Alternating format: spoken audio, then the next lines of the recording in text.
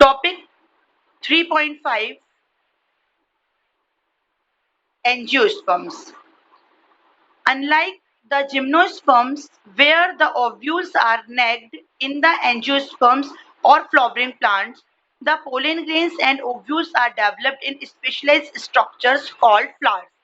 तो किनके जैसे, जैसे जिम्नोस्पर्म्स में क्या होता है, ओव्यूल्स नेक्ड होते हैं, बट इनमें एंजियोस्पर्म्स में ऐसा नहीं होता, एंजियोस्पर्म्स या फ्लावरिंग प्लांट में ऐसा नहीं होता। उसमें क्या होता है, जो पोलन ग्रेन्स होते हैं और ओव्यूल, पोलन ग्रेन्स मतलब यहाँ पे मेल रिप्रोडक्टिव जो गैमेट होंगे वो, और ओव्यूल मतलब फीमेल रिप्रोडक्टिव गैमेट, ये डेवलप होते हैं एक स्पेसिफिक स्ट्रक्चर में, और उस स्पेशलाइज्ड स्ट्रक्चर को हम क्या बोलते हैं, फ्लावर्स बोलते हैं। In angiosperms, the seeds are enclosed in fruits. तो angiosperms में क्या होते हैं, seeds enclose होते हैं, covered होते हैं, किसके अंदर, fruits के अंदर। The angiosperms are an exceptionally large group of plant occurring in wide range of habitats. तो जो angiosperm है वो सबसे large group है plants का, जिसमें जिसमें जो इनका जो क्लासिफिकेशन है और बहुत वाइड रेंज है किसकी, हैबिटेट्स की, मतलब अलग अलग हैबिटेट के बेसिस पर ये क्या होते हैं, इनका को ग्रुप किया गया है। They range in size from the smallest wolffia to the tall trees of eucalyptus over 100 metres. तो इनकी रेंजिंग क्या होती है, स्मॉल बहुत एक छोटा सा प्लांट होता है वुल्फिया का, उससे लेकर एक टॉलेस्ट, जो वर्ल्ड में सबसे टॉलेस्ट प्लांट कहते हैं यूकेलिप्टस के, यूकेलिप्टस प्लांट्स। ठीक है, अभी लास्ट में बताऊंगी यूकेलिप्टस होता क्या है। They provide us with food, fodder, fuel, medicine and several other commercial important products. तो ये हमें क्या क्या प्रोवाइड करते हैं, फूड भी प्रोवाइड करेंगे, फोडर भी। फूड मतलब जो अपने लिए यूज होता है, फोडर मतलब होता है चारा, जो एनिमल्स के लिए यूज होता है वो। तो जैसे कि अपनी जो व्हीट और राइस की जो फसलें लगती हैं, इसका जो लास्ट में बचता है उसको फोडर के फॉर्म में यूज किया जाता है। जैसे बहुत सारी हमारी पल्सेस वगैरह भी होती हैं, और जितनी भी हमारी क्रॉप्स होती हैं, क्रॉप्स में लास्ट में जो चीज बनता है उसको किस फॉर्म में यूज किया जाता है, उसको हम यूज करते हैं फिर फोडर के फॉर्म में। फ्यूल मतलब अपने को मतलब एनर्जी के लिए, जैसे पेट्रोलियम भी है, या फिर हमको जो वुड मिल रहा है, वुड के थ्रू हम फ्यूल प्रोड्यूस कर रहे हैं, तो ये सारी चीजें कहीं ना कहीं हमको एनर्जी प्रोवाइड करती हैं। फिर मेडिसिन तो हमको नियरली बहुत सारे प्लांट्स में से मिलता है, और बहुत सारे अदर कमर्शियल इंपॉर्टेंट प्रोडक्ट्स देते हैं। They are divided into two classes the dicotyledons and the monocotyledons. तो डाइकोटिलेडन्स और मोनोकोटिलेडन्स को पहले समझ लो। डाई मीन्स टू, मोनो मतलब वन, कोटिलेडन मतलब सीड के पार्ट। अब एग्जाम्पल उसको ऐसे याद करो, थोड़ा इमेजिन करो, व्हीट और राइस का जो सीड होता है वो, और इमेजिन करो पल्सेस, मतलब जैसे कि अपनी ग्राम हो गया, पीस हो गई, मटर चना, इनके जो सीड्स होते हैं इनको इमेजिन करो।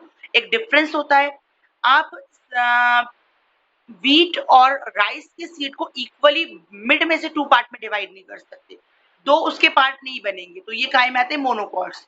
लेकिन अगर आप ग्राम मीन्स चना और पीस मतलब मटर लोगे, तो मटर की जैसे आउटर कवरिंग निकालते तो उसके अंदर दो पार्ट मिलते, इक्वल दो पार्ट मिलते हैं, तो वो क्या कहलाएंगे, डाइकोटिलेडन। मतलब जिनमें दो कोटिलेडन हो वो डाइकोटिलेडन, जिसमें सिंगल एक ही कोटिलेडन हो वो क्या कहलाएगा, monocotyledon. The dicotyledons are characterized by the seeds having two cotyledons, reticulate venation in leaves, and tetramerous or pentamerous flowering. That is having 4 or 5 members in each floral rolls. तो dicotyledons को कैसे characterise किया गया है कि इनकी seeds क्या होते हैं, उनमें टू कोटिलेडन होते हैं। वेनेशन रेटिकुलेट होता है, वेनेशन का मतलब होता है लीफ में जो वेन्स प्रेजेंट होती है उनका अरेंजमेंट। तो अभी मैं बताती हूँ रेटिकुलेट वेनेशन, और एक और जो होता है वो उसमें क्या डिफरेंस होता है, लास्ट में डायग्राम दिखा दूंगी आपको, ये 2-3 चीजें याद रखना आप। और कैसा होता है ये, टेट्रामेरस या पेंटामेरस फ्लावर होता है। जो इसके पार्ट होते हैं फ्लावर के, या तो 4 पार्ट प्रेजेंट होंगे, या क्या प्रेजेंट होंगे यहाँ पे, 5 पार्ट प्रेजेंट होंगे फ्लावर में। The monocotyledons, on the other hand, are characterized by single cotyledon seeds, parallel venation in leaves, and trimerous flowering having 3 members in each floral rolls. तो ये क्या बोल रहा है कि जो मोनोकोटिलेडन होगा वो कैसा होगा, सबसे पहली चीज उसमें कैरेक्टर में इसमें सिंगल कॉटलिडन होगा, पैरेलल वेनेशन होगा और पैरेलल वेनेशन होगा लीव्स में, और इसमें क्या हो जाएगा ट्राइमेरस फ्लावरिंग, मतलब थ्री पार्ट प्रेजेंट रहेंगे इसमें फ्लावर्स में।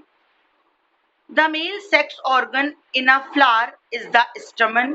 तो मेल जो सेक्स ऑर्गन रहता है वो स्टमन मीन्स उसमें से पोलन ग्रेन्स निकलते हैं। Each stamen consist of a cylinder filament with an anther at the tip। और हर एक जो स्टमन होता है उसमें क्या होता है, एक सिलेंड्रिकल फिलामेंट होता है जिसमें टिप में एंथर होते हैं, और एंथर किसको सीक्रेट करते हैं, पोलन ग्रेन्स को। Within the anthers, the pollen mother cell divide by meiosis to produce microspores which matures into pollen grains। ठीक है, तो ये जो एंथर है इनके अंदर पोलन मदर सेल प्रेजेंट होती है, वो पोलन मदर सेल डिवाइड होती है मियोसिस डिवीजन के थ्रू, और क्या प्रोड्यूस करती है, माइक्रोस्पोर। और जो माइक्रोस्पोर्स फिर आया थे वो टर्म माइक्रोस्पोर टर्म किस में आएगा, मेल रिप्रोडक्टिव पार्ट में। तो माइक्रोस्पोर में, और वो आगे मैच्योर होकर किसका फॉर्मेशन करता है, पोलन ग्रेन्स का। The female sex organ in flower is a pistil. तो जो फीमेल सेक्स ऑर्गन रहेगा वो क्या रहेगा, पिस्टिल। पिस्टिल मतलब ओवरी भी होगा इसमें। Pistil consist of swollen ovary at its base, a cylindrical a long cylinder style and stigma। तो जो पिस्टिल वाला पोर्शन रहेगा उसमें क्या रहेगा, इसको एक्चुअल में गाइनोशियम भी बोलते हैं। इसमें होगा स्टिग्मा, स्टाइल एंड ओवरी, ये तीन पार्ट होंगे। Inside the ovary ovules are present. Ovary के अंदर क्या प्रेजेंट होंगे, ovules. Generally, each ovule has megaspore mother cell that undergoes meiosis to form 4 haploid megaspore। देखो फिर टर्म आ गया मेगास्पोर। तो मेगास्पोर किसके लिए होता है, फीमेल सेल के लिए होता है। तो जनरली हर एक जो ओव्यूल रहेगा उसमें क्या होगा, एक मेगास्पोर मदर सेल रहेगी जो फिर मियोसिस डिवीजन के थ्रू क्या होगी, डिवीजन शो करेगी, और 4 क्या बनाएगी, हैप्लॉइड मतलब सिंगल क्रोमोसोम वाले क्या बनाएगी, megaspores. 3 of them degenerate and 1 divide to form the embryo sac। तो जो 4 जो हैप्लॉइड मेगास्पोर्स बने उनमें से 3 डीजनरेट हो जाएंगे, मतलब क्या हो जाएंगे, डिस्ट्रॉय हो जाएंगे, और जो ओनली 1 बचेगा वो डिवाइड होकर किसका फॉर्मेशन करेगा, एम्ब्रियो सेक का फॉर्मेशन करेगा। अभी एम्ब्रियो सेक को अच्छे से समझना, उसको पूरा अंडरलाइन कर लेना एम्ब्रियो सेक को। Embryo, each embryo sac has 3-celled egg apparatus, 1 egg cell and 2 synergid, 3 antibodal cells and 2 polar nuclei। तो ओवरऑल जो एम्ब्रियो सैक होता है उसमें 3 सेल्ड एक एग एपरेटस होता है। इन 3 सेल्ड एग एपरेटस में एक एग सेल होगी और 2 सिनर्जिड्स होंगे। इसमें 3 एंटीपोडल सेल्स होती हैं। ठीक है, तो 3 और 3 कितनी हो गई, 6 सेल्स, और 2 पोलर न्यूक्लियाई होते हैं। ये होती है एक सेंट्रल सेल, यहाँ पे ज्यादा डिटेल नहीं दिया, सिर्फ सुन लो। मिड में एक सेंट्रल सेल होती है, इस सेंट्रल सेल में क्या होते हैं, 2 पोलर न्यूक्लियाई, एक सेल के अंदर 2 न्यूक्लियस होते हैं। तो ये वाली एक सेल काउंट होगी और प्रीवियस की 6, तो टोटल कितनी हुई, 7 सेल्स होंगी। बट जब हम टोटल न्यूक्लियस काउंट करेंगे तो कितने न्यूक्लियस होंगे, 8 न्यूक्लियस। ठीक है, हर एक में 1 1, और ये जो सेंट्रल सेल में कितने पोलर न्यूक्लियाई होंगे, 2 न्यूक्लियाई होंगे, इसलिए टोटल कितना होगा, कितना हो जाएगा हमारा, 8 sales. The polar nuclei eventually fuse to produce a diploid secondary nucleus। तो जो पोलन न्यूक्लियाई है, पोलर न्यूक्लियाई है, वो क्या होगा, वो डिप्लॉइड सेकेंडरी न्यूक्लियस बोल रहा है, और डिप्लॉइड बोल रहा है। डिप्लॉइड मतलब 2 क्रोमोसोम वाला। Pollen grain after dispersal from the anthers are carried by wind or various other agencies to the stigma of the pistil। जैसे ही पोलन ग्रेन डिस्पर्स होंगे एंथर में से जब निकल के पूरे में फैलेंगे, तो ये विंड या फिर अदर जो एजेंसीज होती हैं उनके थ्रू कहाँ तक जाएंगे, पिस्टिल के। पिस्टिल मतलब गाइनोशियम के कौन से वाले पार्ट तक जाएंगे, स्टिग्मा तक वाले पार्ट में जाएंगे। This is termed as pollination. ये प्रोसेस क्या कहलाती है हमारी, ये प्रोसेस कहलाती है pollination. The pollen grains germinate on the stigma and the resulting pollen tubes grow through the tissues of stigma and style and reach the ovary। तो ये जो पोलन ग्रेन्स हैं जो जर्मिनेट हुए हैं किस पर, स्टिग्मा पर, इसके रिजल्टेंट क्या होगा, एक पोलन ट्यूब का फॉर्मेशन होगा और ये पोलन ट्यूब स्टिग्मा और स्टाइल से होती हुई कहाँ पहुंचेगी, ओव्यूल में। ये चीज अपन को पूरा डिटेल में 12th में पढ़ना है, पॉलिनेशन अलग पढ़ना है, इसके मेल पार्ट फीमेल पार्ट का पूरा डिटेल्ड स्ट्रक्चर पढ़ना है और फिर आगे की जो प्रोसेस डबल फर्टिलाइजेशन, ये सारी हमारे 12th के सिलेबस में। The pollen tubes enter the embryo sac where two male gametes are discharged.